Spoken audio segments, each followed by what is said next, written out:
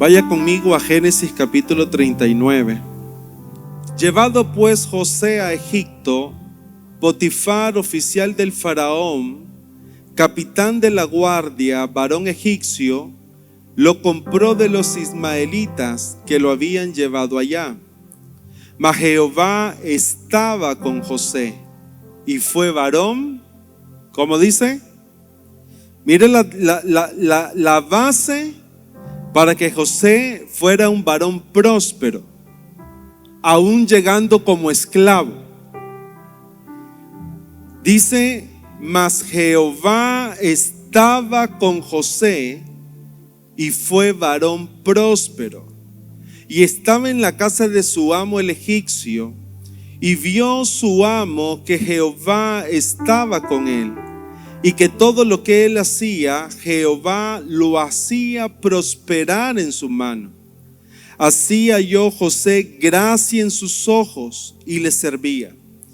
Y él le hizo mayordomo de su casa y entregó en su poder todo lo que tenía.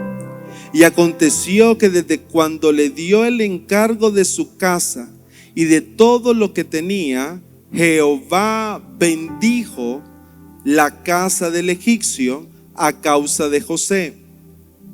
Y la bendición de Jehová estaba sobre todo lo que tenía, así en casa como en el campo. Y dejó todo lo que tenía en manos de José, y con él no se preocupaba de cosa alguna, sino del pan que comía. Y era José de hermoso semblante y bella presencia. Hemos estado desarrollando esta serie que nos habla de las batallas de fe que nosotros podemos enfrentar a diario. Todos nosotros tenemos diferentes batallas, pero creo que la batalla que la Escritura nos habla y nos envía a paliar es la batalla de la fe. Es esa batalla donde nosotros necesitamos levantar nuestra mirada a lo que Dios está haciendo y podernos sobreponer a las circunstancias que nosotros pudiéramos estar viviendo. La batalla de la fe tiene que ver con confiar en Dios. La batalla de la fe está relacionada con poder creerle a Dios aun cuando la circunstancia, aun cuando los procesos de vida son complicados y literalmente pudieran presionarnos.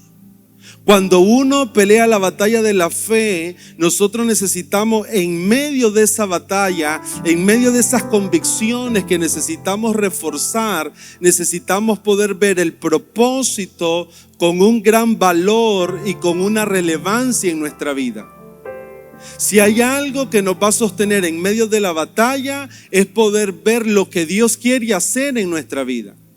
Si hay algo que nos va a permitir llegar al final de la carrera y poder decir, pastor, he vencido una batalla difícil, es poder agarrarnos, sostenernos de lo que Dios está haciendo y de lo que Dios quiere hacer. Cuando uno pelea la batalla de la fe, necesita afrontar las circunstancias de la vida. Cuando uno pelea la batalla de la fe, necesitamos agarrarnos de ese propósito, al igual que lo estaba haciendo José, que pareciera que por algunas instancias no lo comprendía, que parecía que por unas instancias parecía que en vez de acercarse a lo que Dios había puesto en su corazón como un sueño, como algo que Dios quería hacer con él, parecía que se alejaba. Sin embargo, no podemos quitar de la perspectiva de que Dios tenía un plan con José, de que Dios tiene un plan para tu vida y para mi vida. No podemos perder la perspectiva de que José se iba a convertir en la respuesta a una crisis y en la salvación para su casa. ¿Por qué hago y centro esta palabra acá? Porque si hay algo que yo quisiera que usted se llevara esta noche es esto: usted es la respuesta de Dios para muchos. Yo diría un amén más fuerte. Usted es la respuesta de Dios para su casa. Cada uno de nosotros necesitamos vernos como el instrumento del Señor. Dios es la respuesta, pero nosotros somos el instrumento de Dios para resolver algunas situaciones que pueden llegar hoy o en el futuro, pero son situaciones que cuando Dios está buscando a alguien, nos está buscando a nosotros. Eso implicaba para José experimentar algunos procesos de formación de su vida y de su carácter. Ahora, muchos de nosotros no queremos los procesos porque muchas veces los procesos nos retan a los cambios, y si somos honestos, muchas veces tenemos una resistencia natural al cambio. Pero cuando uno comienza a identificar las ventajas, el propósito de los diferentes procesos, entendiendo que son parte de la obra de Dios en nosotros, de cómo Él alinea el corazón, de cómo Él nos perfecciona, de cómo Él en medio de los procesos nos lleva hacia adelante. Porque cuando uno busca la definición de la palabra proceso, es la acción de ir hacia adelante. Hay personas que creen que cuando están en medio de un proceso es como que pareciera que se están estancando, pero cuando son procesos de Dios formando nuestro carácter, desarrollando nuestra vida, son procesos que te catapultan hacia adelante, hacia lo que Dios quería hacer. José pasó situaciones complejas. José pasó momentos donde posiblemente el desánimo llegó, pero era importante para José y para la vida de cada uno de nosotros mantenerse firme hasta el final.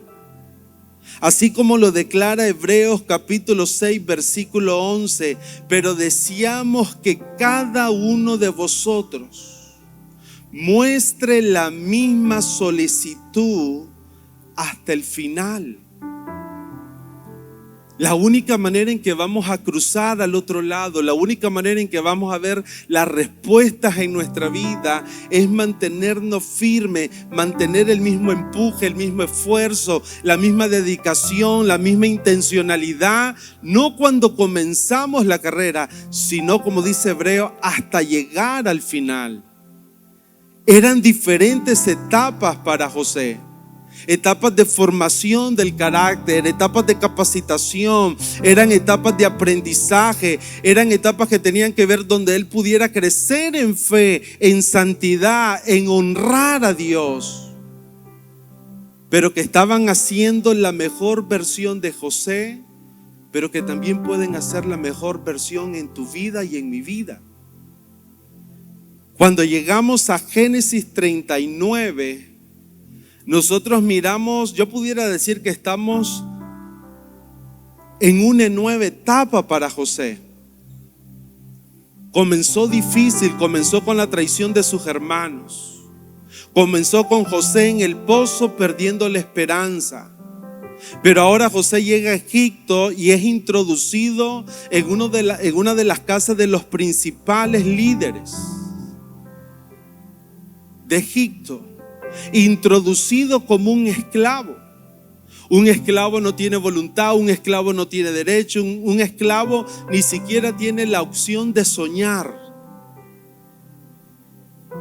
Pero que en los primeros versículos podemos destacar algo muy importante. José era un hombre próspero. ¿Cuántos dicen amén a eso? Aun cuando su circunstancia era compleja, aun cuando su condición de esclavo seguramente era una limitación de vida, la primera descripción que nos da Génesis es esta: José era un hombre próspero porque Dios estaba con él. Cuando nosotros decidimos estudiar la historia de los hombres de fe, nosotros las decidimos estudiar. Una de las razones era que pudiéramos rescatar algunos principios de vida de estos hombres, que los pudiéramos incorporar a nuestra vida. Que no estudiemos las historias solamente como, bueno, vamos a ir a José, vamos a ir a aquellos grandes hombres de Dios, a estudiar la historia, tener la información, el conocimiento de los hechos, maravillarnos con lo que Dios hizo con ellos. Hay un propósito más profundo y uno de ellos esta noche es hermanos. Usted y yo necesitamos poder reconocer que la fuente de nuestra prosperidad está en Dios. Que sin Dios nada podemos hacer. Usted y yo en esta noche necesitamos poder reconocer algo. No son las circunstancias o tu entorno lo que determina tu provisión, tu prosperidad, el alcanzar el propósito de Dios. No es las condiciones externas lo que te definen. Lo que te define es que Dios esté contigo. Eso es lo que define nuestra vida. Que Dios puede estar una noche con nosotros. Jehová estaba con José. ¿Por qué es importante entender esto? Porque hay algunos que negociamos nuestra posición y perdemos la oportunidad de que Dios pueda hacer cosas maravillosas en nuestra vida. Hay personas que cuando sienten que en su trabajo no lo esté yendo bien, las cosas no están funcionando, comienzan a meditar cambiar de trabajo y pudiera ser que esa sea una opción. Pudiera ser que esa sea una oportunidad, pero lo que yo quiero decirle esta noche es esto. Antes de pensar en un cambio, hay personas que dicen tal vez la opción es emigrar, tal vez la opción es moverme de trabajo si esa fuera la condición. La primera pregunta que nosotros deberíamos de hacernos, no importando la circunstancia, es poder determinar si Dios está contigo. Porque si Dios está contigo y te está diciendo muévete, hay que moverse. Pero si Dios está contigo y te está diciendo hay que quedarse, hay que persistir, hay que perseverar, hay procesos donde te estoy formando, necesitamos aprender a escuchar la voz de Dios. Qué impresionante ver la vida de un creyente o la vida de José, donde el hecho de que Dios estaba con él era algo que se podía mirar desde afuera. Potifar reconoce la gracia de Dios en José. Potifar reconoce cómo José estaba siendo prosperado por Dios, y por reconocer esa gracia Potifar lo coloca en lugares importantes. Básicamente le entrega su casa para que él la pudiera ministrar. Esto es algo que nosotros necesitamos meditar. ¿Sabe por qué, hermanos? Porque usted y yo como creyente, donde quiera que vayamos, debemos de ser una fuente de bendición. Que cuando usted llegue a su trabajo, su jefe, las personas que están a su lado puedan decir: él es un hombre que tiene a Dios, y por cuanto tiene a Dios, Dios los está prosperando. Las oportunidades para nuestra vida y para mi vida que están por delante no está ligado solamente a una capacidad, a un recurso, a que alguien te eche la mano, a que alguien te abra la puerta. Todo eso puede acontecer, pero la prosperidad en nuestra vida depende de Dios. Pero es una prosperidad que va a ser. Yo quiero eso para todos nosotros. Yo quiero ver una vida en nosotros donde podamos llegar y la gente pueda decir: Dios está con él, por eso es un hombre próspero. Y cuando eso pase, las mejores posiciones y las mejores bendiciones vendrán para sus hijos. José estaba procesando un carácter. Comenzamos con un José orgulloso, jactándose de su túnica de colores. Pero hoy venimos viendo a un José que comienza a entender que todo depende de Dios. Ahora comenzamos a ver a un José que comienza a comprender que la posición que llega a obtener en Egipto, aun cuando es introducido como un esclavo, aun cuando tal vez no manejaba la cultura egipcia, las costumbres egipcias. Egipto era conocida como una civilización muy avanzada.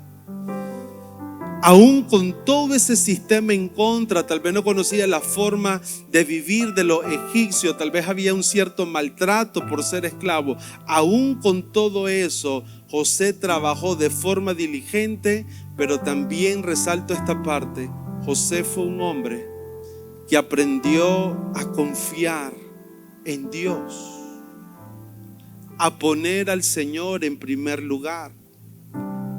Por eso es que cuando en el versículo 7 llega la tentación, José pasa la prueba. Y uno medita en esto porque ¿sabe qué habló esta primera parte mucho? A veces nosotros pensamos que el hecho de que Dios esté con nosotros, derramando su favor, derramando su gracia, a veces pensamos que no pueden llegar algunas situaciones difíciles o pruebas. A veces pensamos que no pueden llegar algunas tentaciones. Y Dios nos libra de toda tentación. Pablo dijo que dentro de toda tentación Dios nos dará la salida. Pero dice el versículo 7 que una vez que José se establece en la casa de Potifar, versículo 7 de Génesis 39, aconteció después de esto que la mujer de su amo puso sus ojos en José y dijo: duerme conmigo.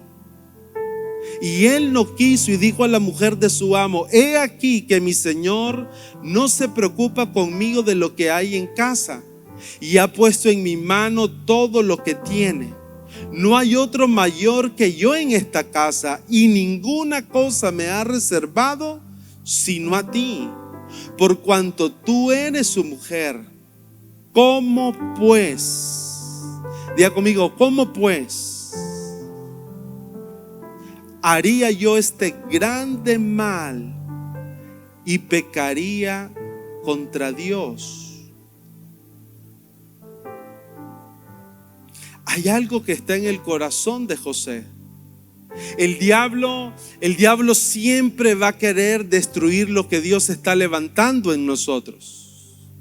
El diablo, dice la escritura, que anda como un león rugiente buscando a quien devorar. El pecado se levanta como una promesa de placer. El pecado se levanta como algo que quiere derribar un obstáculo, que quiere derribar lo que está en nosotros, lo que Dios está formando en nosotros.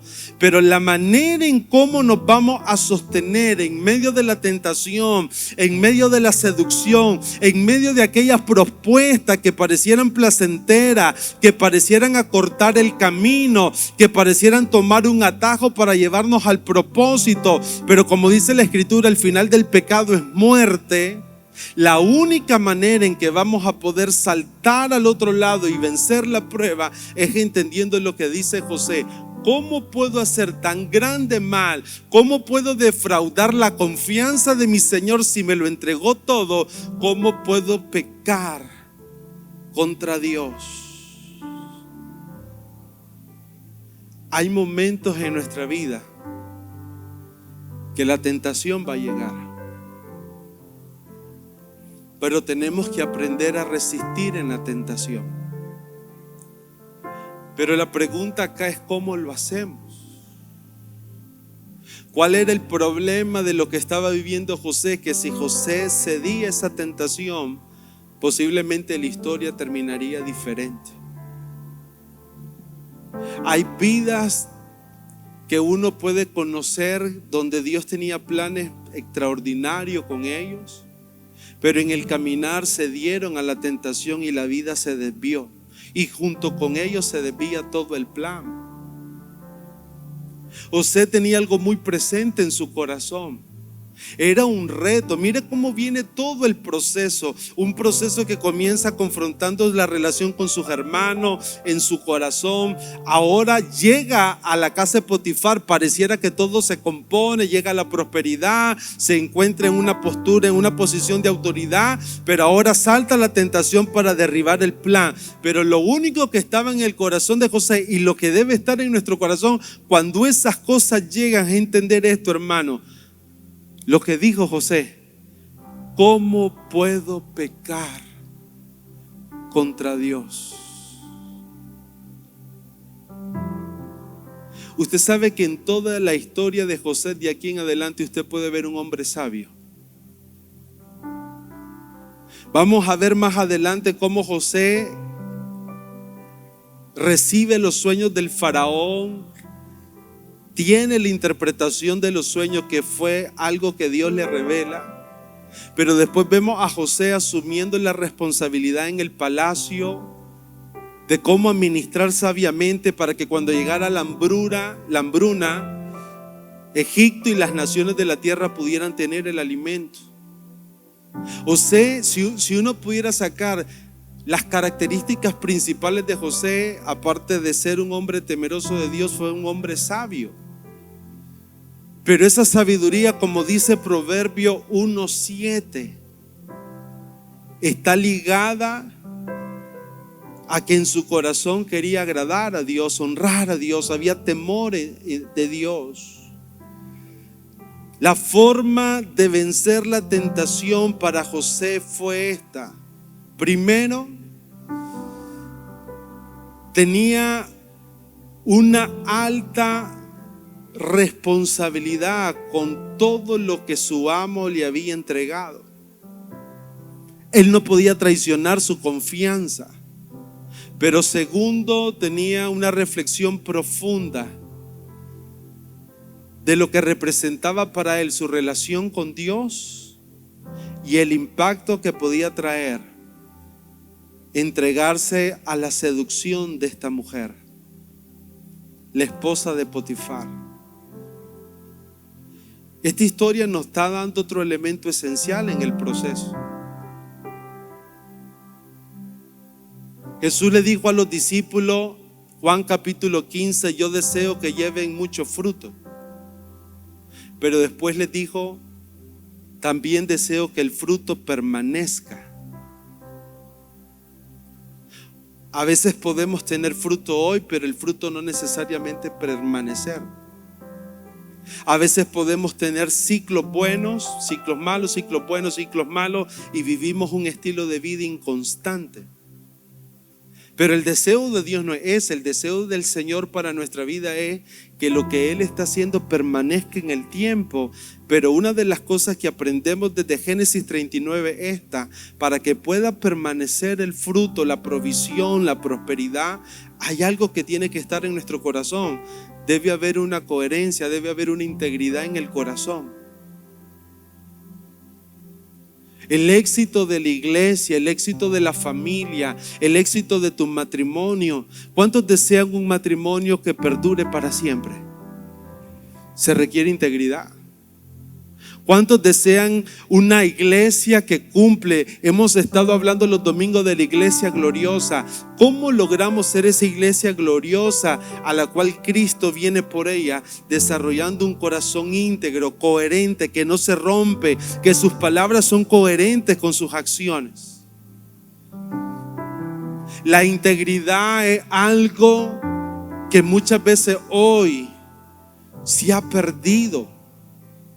Muchas veces no hay coherencia en nuestras acciones, en nuestras palabras. La integridad es muy importante porque el evangelio puede crecer, la iglesia se puede multiplicar, pero eso debe tener un resultado directo en cómo la vida de los creyentes entran en una dinámica de integridad, de honestidad, de entender que aún en lo secreto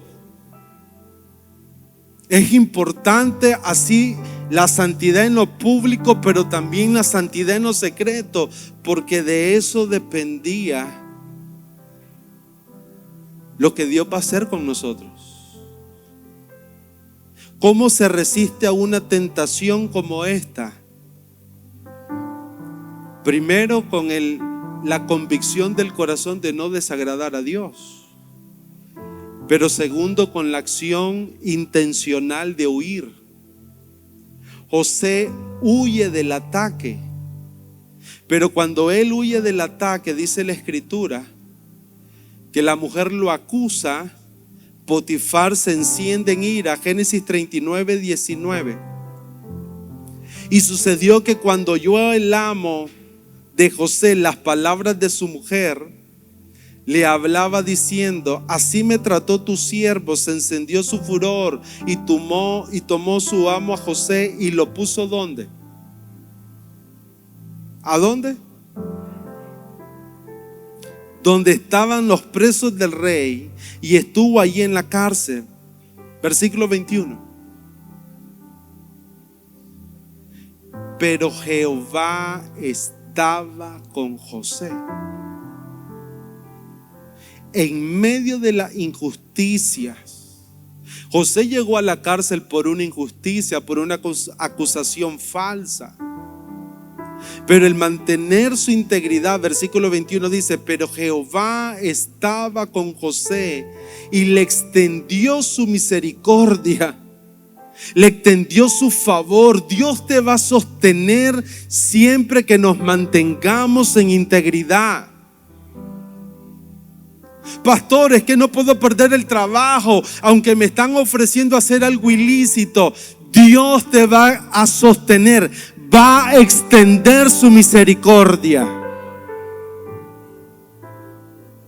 Dice: le extendió su misericordia y le dio gracia en los ojos del jefe de la cárcel. Y el jefe de la cárcel entregó en mano de José el cuidado de todos los presos que había en aquella prisión. Todo lo que se hacía ahí, él lo hacía. No necesitaba atender el jefe de la cárcel cosa alguna de la que estaban al cuidado de José, por una sola razón: porque Jehová estaba con José, y lo que él hacía, Jehová lo prosperaba.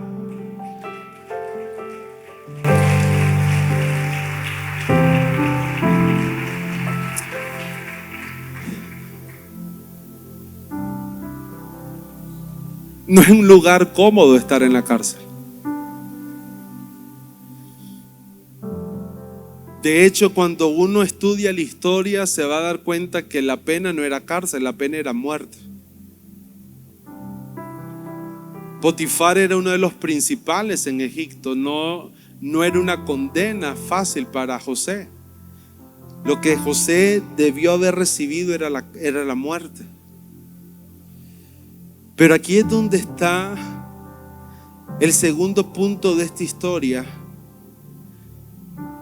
que el pastor Vladimir nos dejó, como dicen, picados, porque aquí viene la otra parte. ¿Qué pasó con José en la cárcel?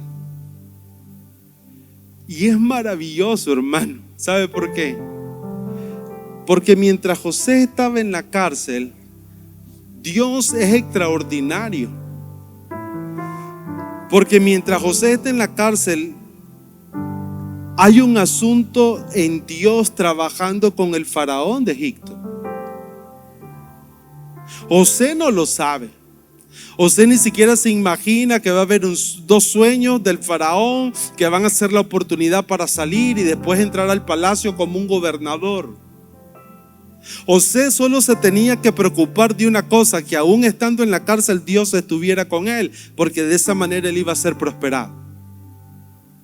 Si usted dice: pastor, estoy pasando la crisis más dura de mi vida, solo cerciórate una cosa: que Dios esté contigo, porque la salida viene en camino.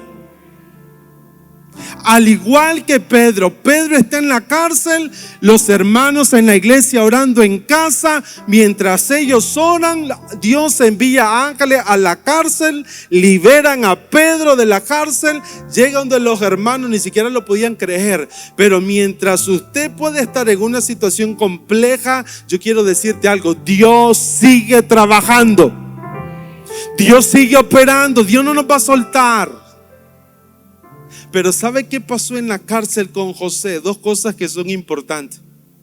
Porque ahora viene una etapa en José donde el proceso va a requerir una habilitación en su don y en su llamado, en sus capacidades administrativas. Cuando José está en la cárcel, interpreta, no vamos a ir por razones de tiempo, interpreta dos sueños: de un panadero y de un copero del rey. La interpretación de esos sueños fueron la oportunidad que 2 años después, José pasó 2 años en la cárcel. 2 años después, el copero, cuando el faraón recibe el sueño, los 2 sueños, el de la vaca gorda y el de la vaca flaca y el de las espigas, el copero recordara que cuando estuvo en la cárcel había un tal José que le interpretó los sueños a él, y que ese José ahora pudiera interpretar los sueños del faraón. Diga conmigo: habilitaciones. Hay procesos en nuestra vida que van a requerir que nuestra vida sea habilitada. Y aquí comienza a darse un giro en la vida de José. Seguramente tuvo que esperar pacientemente, pero ¿sabe qué veo acá? La Biblia no lo dice, pero yo no veo un corazón amargado, frustrado, renegando con Dios. Yo veo un corazón que se propuso una sola cosa: que Dios estuviera con él, pero se puso a andar en su habilidad. José era un hombre de gran administración. ¿Por qué es importante resaltar esto? Porque hay momentos en nuestra vida que pueden ser difíciles, pero una de las maneras en cómo salimos de esos momentos tiene que ver con la activación de tu don, de lo que Dios ha puesto en ti. Por eso Proverbios 18:16 dice: la dádiva del hombre le ensancha el camino. Esa palabra dádiva también en el original es don. El don del hombre le ensancha el camino. Proverbios 18:16. El don del hombre, la dádiva del hombre le ensancha el camino y le lleva delante. ¿A dónde te puede llevar tu don? Delante de los grandes.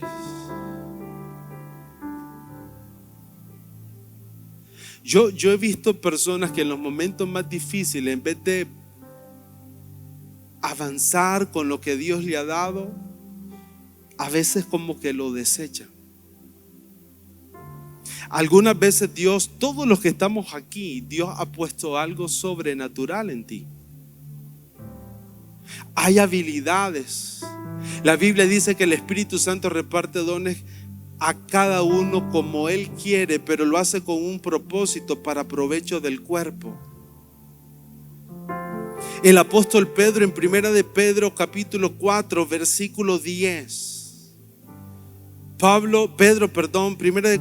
Primera de Pedro 4:10. Cada uno según el don que ha recibido, ministrelo ¿a quién?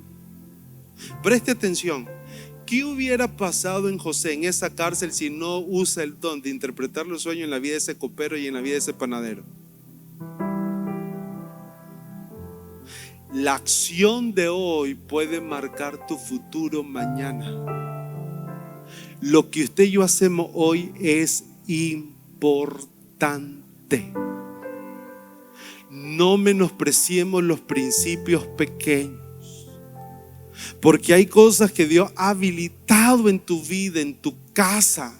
Cuando nosotros vemos la parábola de los talentos, es duro escuchar en la parábola de los talentos aquel hombre que escondió su don por temor. Esta no es una temporada para escondernos. Esta es una temporada para, como cuando Pablo le dijo a Timoteo: Timoteo, aviva el don de Dios que está en ti.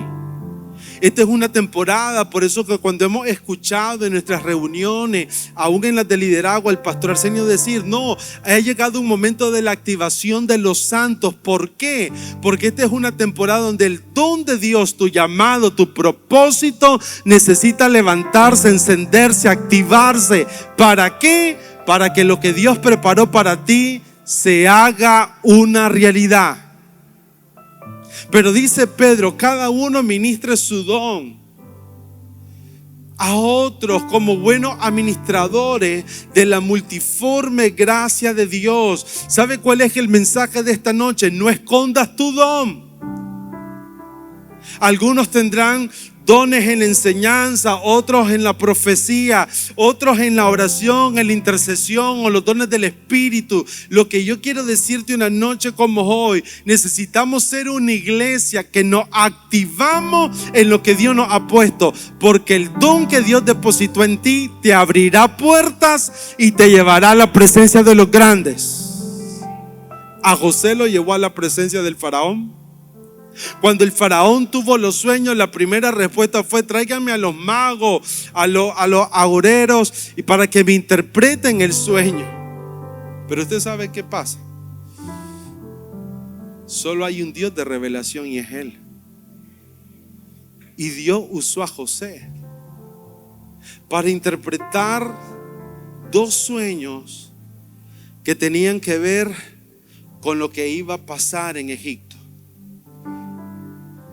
Un tiempo de prosperidad y un tiempo de hambruna. 7 años. No lo voy a leer por tiempo. Génesis 41 usted lo puede leer, pero el sueño del faraón eran 7 años, haciendo referencia a las vacas gordas, tiempo de prosperidad y abundancia, y después 7 años de hambruna, de crisis.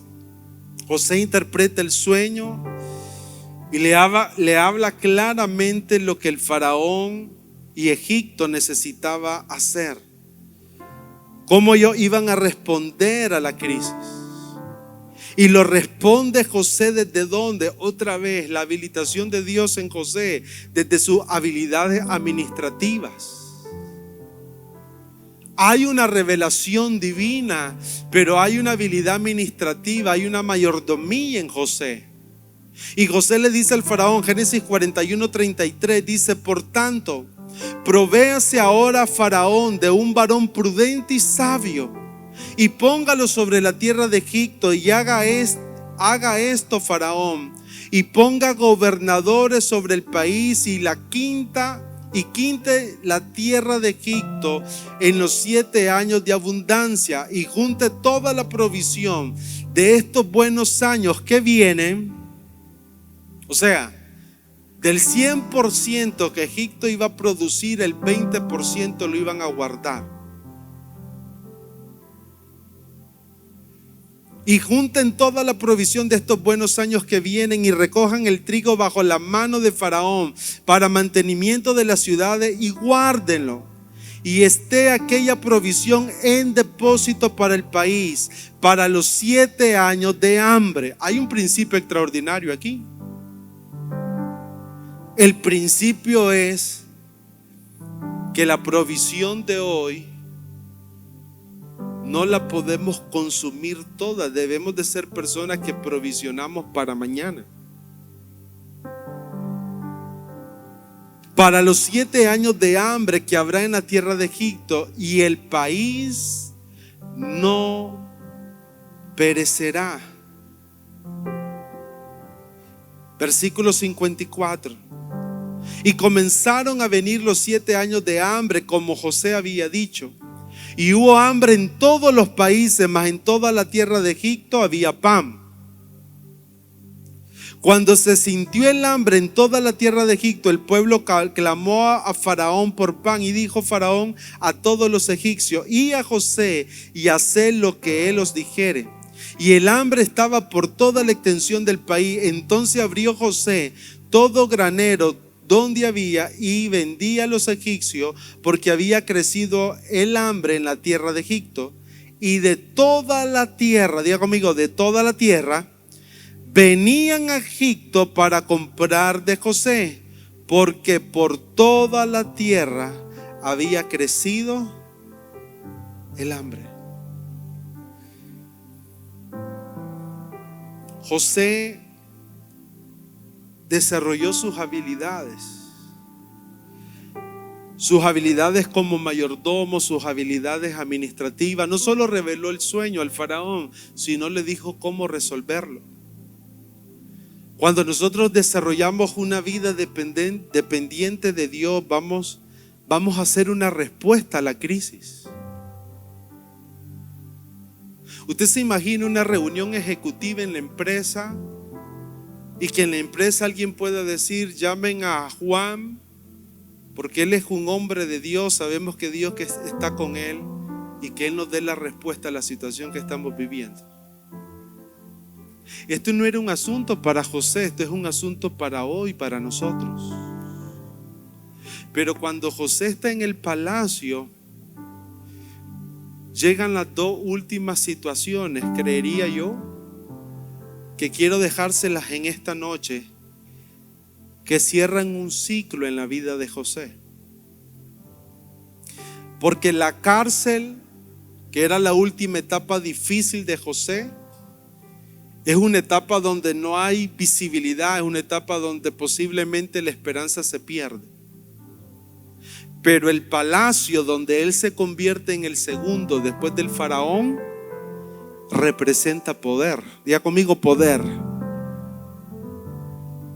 Pero recuerda dónde comenzó todo el proceso de José. Comenzó con su orgullo. José no pudo manejar el hecho de que su padre tuviera una intención con él superior a la de sus hermanos. José tenía que resolver en todo su proceso de vida un asunto con el orgullo. Y cuando nosotros llegamos a la historia del palacio, nosotros vemos a un nuevo José, donde entra en un nivel superior de autoridad, pero también en un nivel superior de poder, de recursos.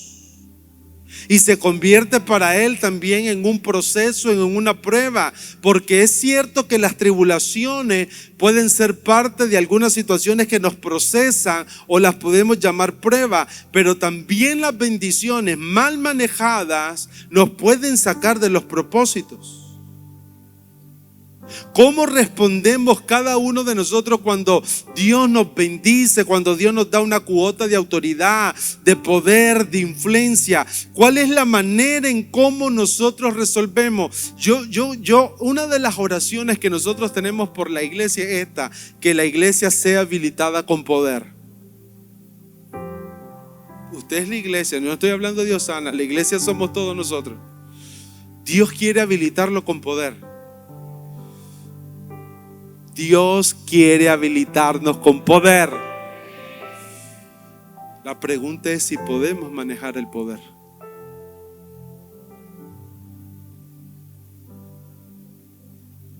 Hay un proceso en el corazón. Cuando Dios ungió con poder, quiero darte las dos últimas pautas importantes. Cuando el Señor ungió con poder del Espíritu Santo a Jesús, Hechos 10:38, había un propósito. Dice: como Dios ungió con el Espíritu Santo y con poder a Jesús de Nazaret, como éste anduvo haciendo bienes y sanando a todos los oprimidos por el diablo, porque Dios estaba con él. Lucas 9:1, Jesús ora por los discípulos, por los 12, y los unge con poder. Habiendo reunido a sus 12 discípulos, les dio poder y autoridad sobre todos los demonios y para sanar enfermedades, y los envió a predicar el reino de Dios y a sanar a los enfermos. Preste atención lo que quiero plantearle. El poder no es para hacernos grandes a nosotros. El poder es para hacer grande a Dios y bendecir a otros. Por eso el lema de nuestra iglesia es: todo lo que hacemos, lo hacemos para darle gloria a Dios y para bendecir a las personas. Todos los procesos de vida nos pueden llevar a dimensiones de mayor autoridad y de mayor poder. Pero tenemos que tener el cuidado en el corazón de no perder la perspectiva de por qué Dios te va a dar algo.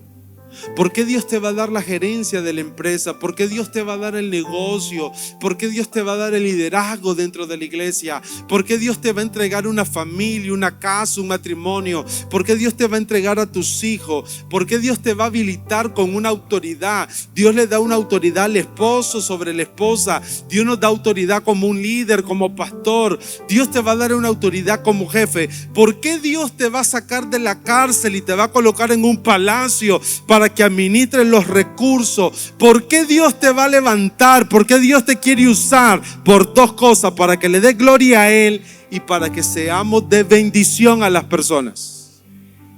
Eso es algo que tiene que marcar nuestro carácter una noche como hoy, porque Dios nos va a sacar.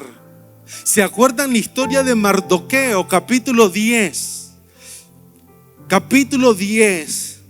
Versículo 3, yo me quedé asustado porque el capítulo solo tiene 3 versículos. Nunca había visto un capítulo tan corto. Esther 10:3 concluye diciendo esto: Mardoqueo otra vez fue levantado por Dios. Fue una respuesta para un tiempo de crisis con Esther. Pero dice la escritura, y cierra con esto el libro de Esther: porque Mardoqueo el judío fue el segundo después del rey Asuero, y grande entre los judíos, y estimado por la multitud de sus hermanos. Lo amaban, lo estimaban. Se convirtió en un hombre grande con autoridad en el reino. Pero hay una razón por la que eso va a pasar en nuestra vida. ¿Por qué? Porque Mardoqueo procuró el bienestar de su pueblo y habló paz para todo su linaje. Por eso José, al igual que Mardoqueo, termina cumpliendo su destino, que comenzó con un sueño. Usted puede tener un sueño, pero usted y yo necesitamos alcanzar el destino de ese sueño. ¿Sabe cuál fue el final de la historia de José? La hambruna se extendió por toda la tierra. Y iba a llegar la última prueba para José. José tenía que terminar el ciclo. El ciclo había comenzado con el conflicto con sus hermanos, y José no podía terminar bien si no superaba ese asunto de la casa, de la familia que estaba en su corazón. Pero ¿saben qué es lo impresionante cuando llegamos al capítulo 45 y ya al 50 de Génesis? Que José entendió su propósito. Hermano, hay formas en cómo Dios va a operar. Hay momentos donde Dios nos va a ir revelando el propósito paulatinamente. Yo creo que Dios nunca nos va a dar la panorámica completa. Es como que Dios nos viene procesando en diferentes etapas. Cada etapa superada es un siguiente nivel. Superó el pozo, superó la tentación, superó la cárcel, ahora revela el sueño, entiende que el poder no era para lucrarse él o para hacerse poderoso él, era para el bienestar de muchos. Pero ahora termina con la última prueba. No podemos ser instrumentos de Dios si hay un asunto del corazón que no terminamos de resolver. Los hermanos llegan a Egipto con una crisis de hambre, y José les dice, Génesis 45:4, acercaos ahora a mí. Y ellos se acercaron, y él les dijo, yo soy José vuestro hermano, el que vendiste para Egipto. Ahora pues no os entristezcáis, ni os pese de haberme vendido acá. Oiga, un hombre procesado su entendimiento ya en un nivel superior. Toma a los hermanos y les dice, tranquilo Bobby, tranquilo, que sus errores no me definen. Lo que define nuestra vida es lo que Dios dijo. Y Dios dijo para José, tú serás para preservación.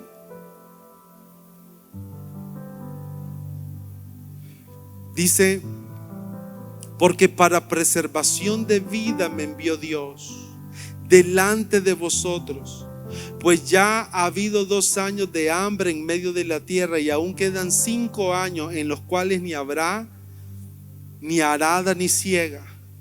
Y Dios me envió delante de vosotros para preservaros posteridad sobre la tierra y para darlos vida por medio de gran liberación. Génesis versículo 50-18, para ir terminando. Vinieron también sus hermanos y se postraron ante él y dijeron: henos aquí por siervos tuyos. Y les respondió José: no temáis, ¿acaso estoy yo en lugar de Dios? Vosotros pensasteis mal contra mí, mas Dios lo encaminó a bien para hacer lo que vemos hoy, para mantener vida a mucho pueblo.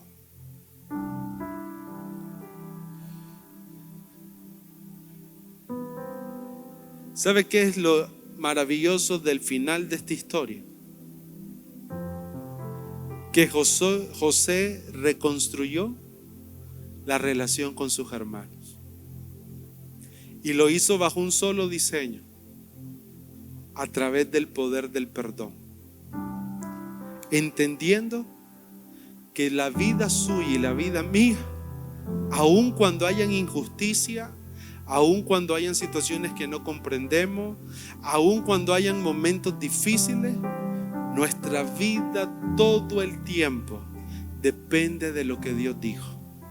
Termino con lo que comencé. La batalla de la fe esta: poder ver siempre a Dios, lo que Él nos dice sobre cada circunstancia que tengamos, porque si lo vemos a Él, lo tenemos todo. Cierra sus ojos.